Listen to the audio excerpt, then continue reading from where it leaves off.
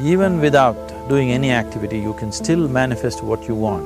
If you organize these 4 dimensions in one direction and keep it unwavering in that direction for a certain period of time, now he believes Shiva will do it for him and it will happen. So is Shiva going to come and build your house? No, I want you to understand, God will not lift his little finger for you. What has not happened till now on this planet can happen tomorrow. Human beings are capable of making it happen tomorrow.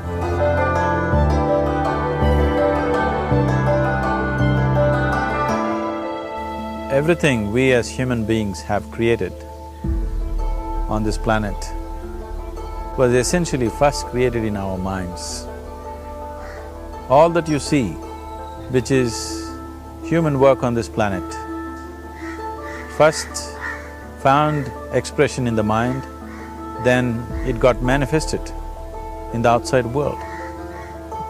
The wonderful things that we have done on this planet and the horrible things that we have done on this planet, both have come from the human mind. So if we are concerned as to what we create in this world, it's extremely important that first of all we learn to create the right things in our mind, how we keep our minds. If we do not have the power to keep our minds the way we want it, what we create in the world is also going to be very accidental and haphazard. So learning to create our minds the way we want is the basis of creating the world the way we want. There is a wonderful story in the yogic lore. On a certain day, a man took a walk. He went for a long walk. Accidentally, unawares, he walked into paradise. Fortunate, isn't he?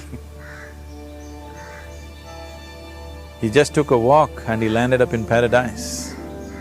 After this long walk, he felt little tired. So he thought, oh, I'm tired, I wish I could rest somewhere. He looked around, there was a nice tree, underneath which there was very cushiony grass. So it was inviting. He went and put his head down there and slept. After a few hours, he woke up, well rested, and he thought, oh, I'm well rested, but I'm feeling hungry, I wish I had something to eat. And he thought about all the nice things that he ever wanted to eat in his life. And instantly, all those things appeared in front of him. You need to understand, there the service is like that. Hungry people don't ask questions. Food came and he ate.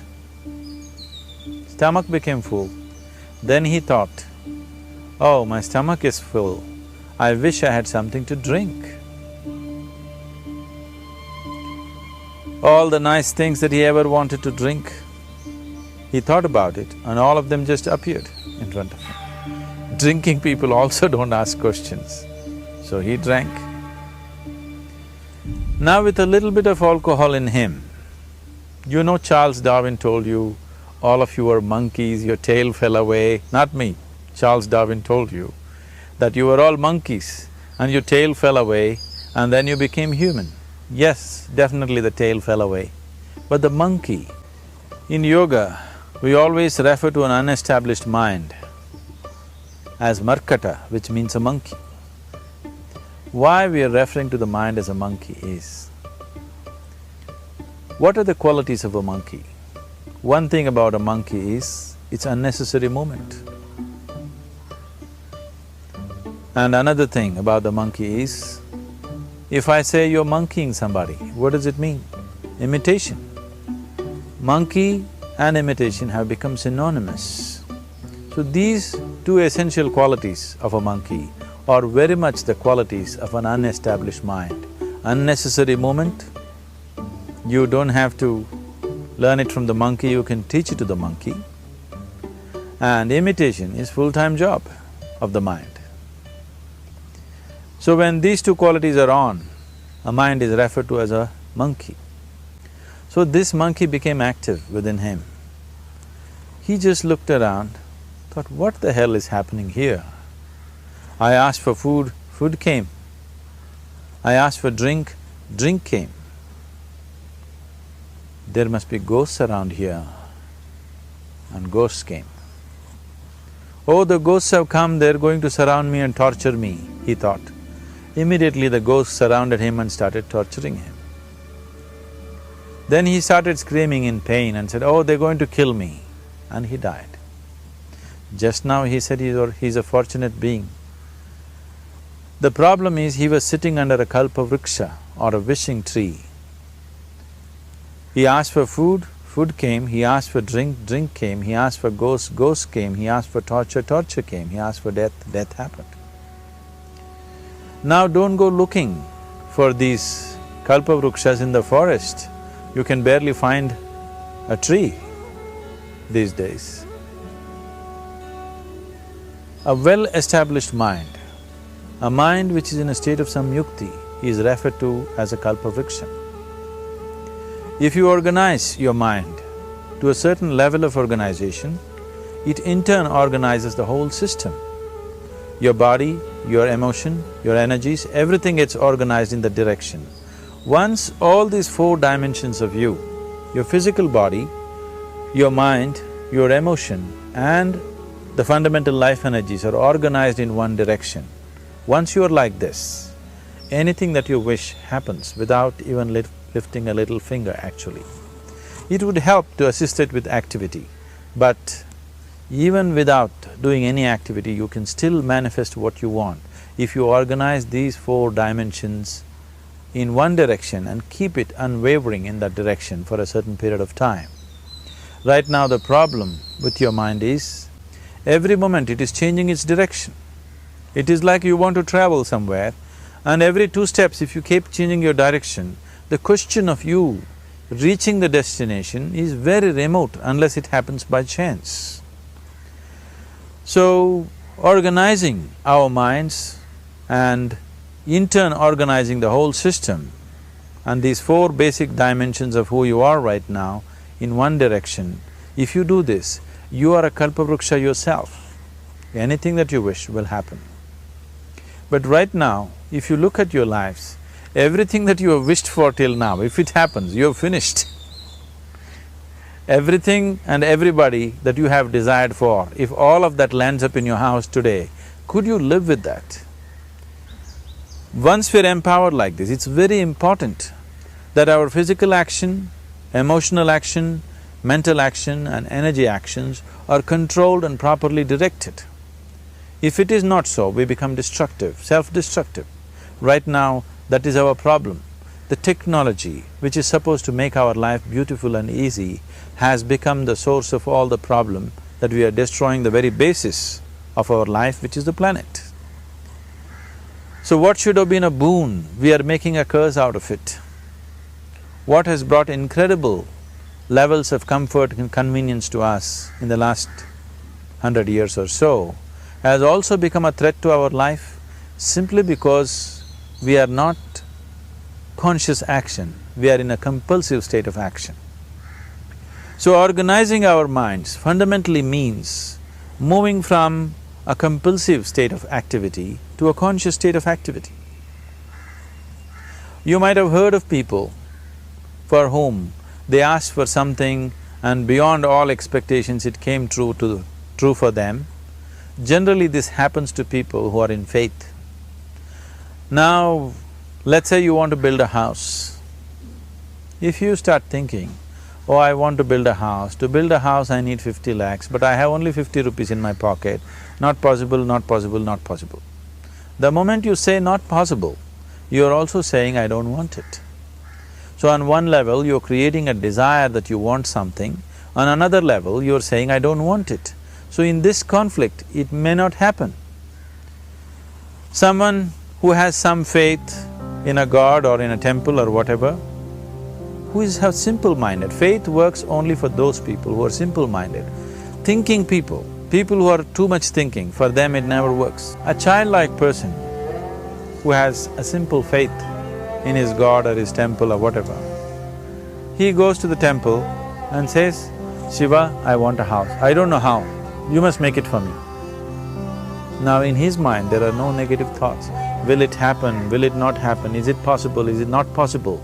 These things are completely removed by this simple act of faith.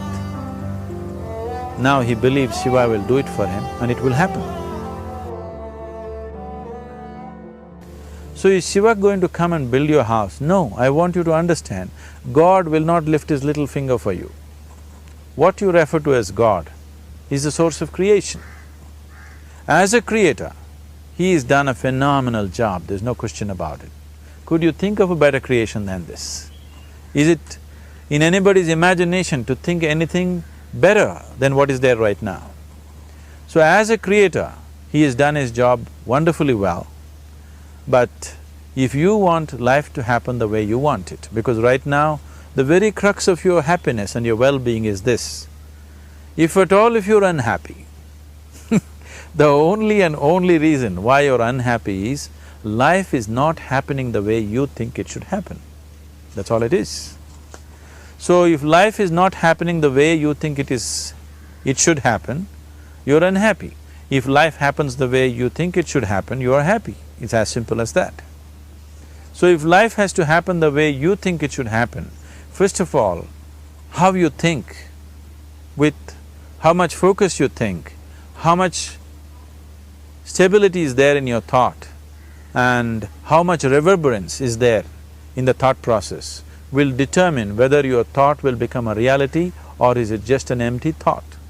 Or how you do not create any impediments for your thought by creating negative thought process. This possible is something possible or not possible, is destroying humanity. What is possible and not possible is not your business, it's nature's business. Your business is just to strive for what you want. Right now you're sitting here,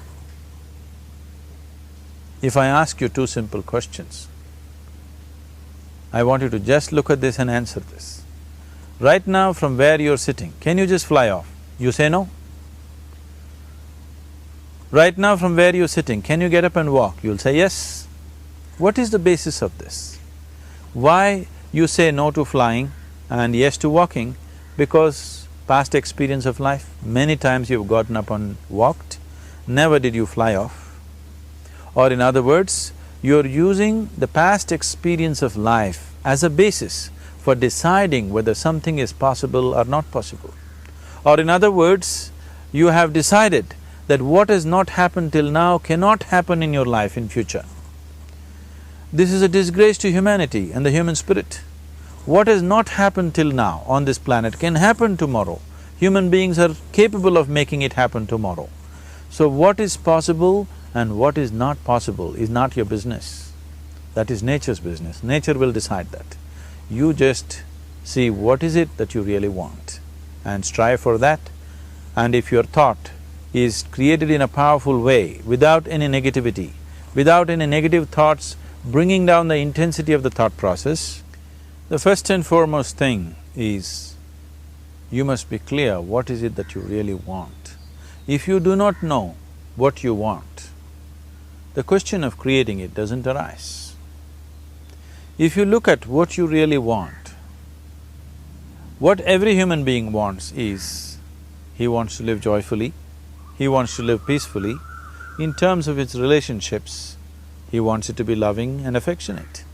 Or in other words, all that any human being is seeking for is pleasantness within himself, pleasantness around him. This pleasantness, if it happens in our body, we call this health and pleasure. If it happens in our mind, we call this peace and joy. If it happens in our emotion, we call this love and compassion. If it happens in our energy, we call this blissfulness and ecstasy. This is all that a human being is looking for. Whether he is going to his office to work, he wants to make money, build a career, build a family, he sits in the bar, sits in the temple, he is still looking for the same thing. Pleasantness within, pleasantness around. If this is what we want to create, I think it's time we addressed it directly and commit ourselves to creating it. So you want to create yourself as a peaceful human being, joyful human being, loving human being, a pleasant human being on all levels. And do you also want a world like this? A peaceful world, a loving world, a joyful world? No, I want greenery, I want food. When we say a joyful world, that means everything that you want has happened. So this is all that you're looking for. So all that you need to do is commit yourself to creating it, to create a peaceful, joyful and loving world, both for yourself and everybody around you. Every day in the morning, if you start your day with this simple thought in your mind, that today, wherever I go, I will create a peaceful, loving and joyful world. If you fall down 100 times in the day, what does it matter? For a committed man, there is no such thing as failure. If you fall down 100 times, 100 lessons to be learnt. If you commit yourself like this to creating what you really care for, now your mind gets organized. Once your mind gets organized, the way you think is the way you feel, your emotion will get organized. Once your thought and emotion is organized, your energies will get organized in the same direction. Once your thought, emotion and energies are organized, your very body will get organized. Once all these four are organized in one direction, your ability to create and manifest what you want is phenomenal. You are the creator in many ways. That which is the source of creation is functioning within you every moment of your life. It is just that, have you kept access to that dimension or not? Organizing the four basic elements of your life will give you that access. There are tools and technologies to do this. The whole science of yoga, the whole technology that we refer to as yoga is just about this, transforming yourself from being just a piece of creation to become a creator.